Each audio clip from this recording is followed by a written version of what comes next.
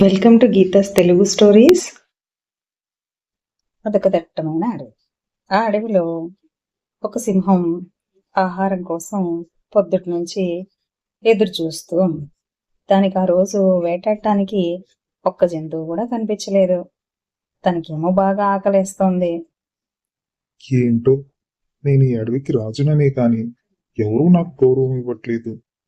ఎంత చక్కగా జంతువులన్నీ వచ్చి నా ముందు తలోంచి ఆహారం అవ్వాలి కానీ ఒక్క జంతువు కనపడదే. అనుకుంటూ ముందుకు వెళ్తూ ఉంటుంది సింహం. అలా వెళ్తూ ఉండగా దానికి ఒక చోట నీళ్లు తాగుతూ ఉన్న కుందేలు కనిపిస్తుంది. కుందేలు సింహం రాకను గమనించి ఒక్క ఉదుటిని దూకి పారిపోతుంది. సింహానికేమో బాగా ఆకలిగా ఉంది. అది కాస్త తప్పించుకుంది. ఈ రోజు ఏమిటో అసలు ఏ వేట కుదరటం లేదు. ఈ కుందేలేమో తప్పించుకు పారిపోయింది అనుకుంటుండగా అట్నుంచి ఒక అడవి పిల్లి వెళ్తూ కనిపిస్తుంది సింహానికి. ఒకటి పోతే ఏమి, ఇంకొకటి దొరుకుతుంది అంటారు కదా. నాకు చక్కగా పిల్లి కనిపించింది అనుకుంటూ పిల్లి మీదికి దూకుతుంది సింహం. ఆ పిల్లి కూడా పరుగులు లంకించుకుంటుంది. అలా సింహానికి పిల్లి కూడా దొరకదు. సింహానికి బాగా నీరసం వచ్చి నెమ్మదిగా నడుచుకుంటూ వెళ్తూ ఉంటుంది. అలా కొంత దూరం వెళ్ళాక దానికి అక్కడ ఒక గుహ కనిపిస్తుంది. ఈ గుహలో కాసేపు నేను విశ్రాంతి తీసుకుంటాను.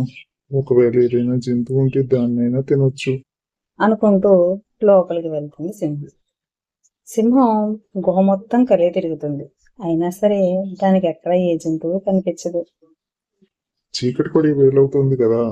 ఈ గుహలోని జంతువు ఏదైనా వస్తే దాన్ని నేను చంపి తినేస్తాను.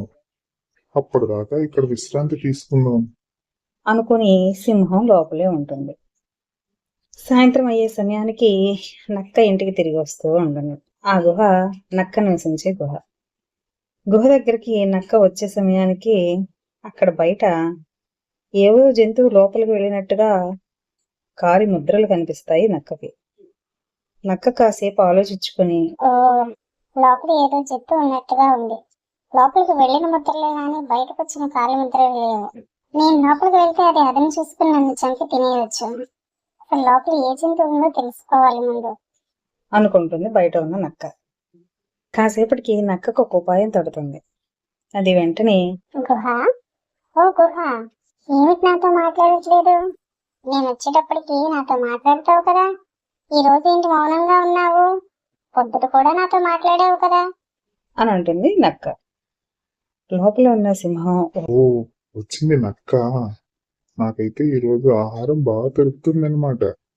అది లోపలికి రాగానే నేను దాన్ని చంపి తినేస్తాను అనుకుంటుంది లోపల ఉన్న సింహం. బయట నక్క లోపల ఉన్న జంతువు ఎవరో తెలుసుకోవాలని తిరిగి మళ్ళీ ఏంటి గుహ, ఎందుకు మాట్లాడవు? నాతో మాట్లాడకపోతే నేను లోపలికే రాను అని చెప్పేసి అంటుంది. లోపల ఉన్న సింహానికి అసలుకి బాగా ఆకలేస్తుంది.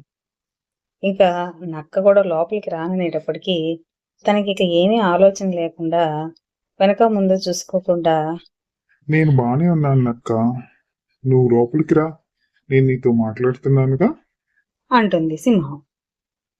వెంటనే బయట ఉన్న నక్కకి లోపల ఉన్నది సింహం అన్న విషయం అర్థమైపోతుంది.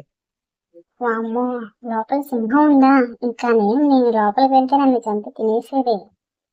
ఇప్పటికే బాగా చీకటి పడిపోయింది. ఇక నేను ఎక్కడికైనా వేరే చోటుకి వెళ్ళి తలదాచుకోవాలి ఈ పూటకి.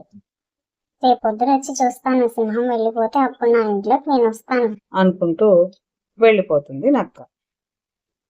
సింహానికి ఎంతసేపటికి నక్క లోపలికి రాకపోయేటప్పటికీ ఇక ఈ పూటకి పస్తులే అనుకుంటూ లోపలే పడుకుండిపోతుంది.